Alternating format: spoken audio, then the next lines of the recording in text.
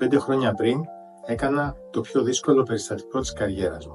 Ένα παιδί 40 ετών με ένα σοβαρό αυτοανοσονόσημα, δισκοειδή λίγο τριγωτού, στο οποίο η μεταμόσχευση σε εισαγωγικά ήταν αντένδειξη, όμως εμείς πήγαμε αντίθετα στις πιθανότητες. Συνεννοηθήκαμε, μιλήσαμε, συμφωνήσαμε, του είπα ποιες είναι οι πιθανότητες επιτυχίας και πήραμε ένα μεγάλο ρίσκο. Πραγματοποιήσαμε την επέμβαση, χρησιμοποίησαμε διπλή τεχνική και FUT και FUE, τοποθετήσαμε έναν πολύ μεγάλο αριθμό νοσηρμάτων και το αποτέλεσμα μας αποζημίωσε και τους δύο. Βιβλιογραφικά τα περιστατικά αυτά δεν έχουν ένδειξη για μεταμόσχευση και ορθώς οι κλινικές που απευθύνθηκε στο παρελθόν τον απέρριψαν. Εμείς πήραμε το θάρρος και το ρίσκο και το πραγματοποιήσαμε. Πάντα με τη σύμφωνη γνώμη του ασθενή και γνωρίζοντας τις πιθανότητες.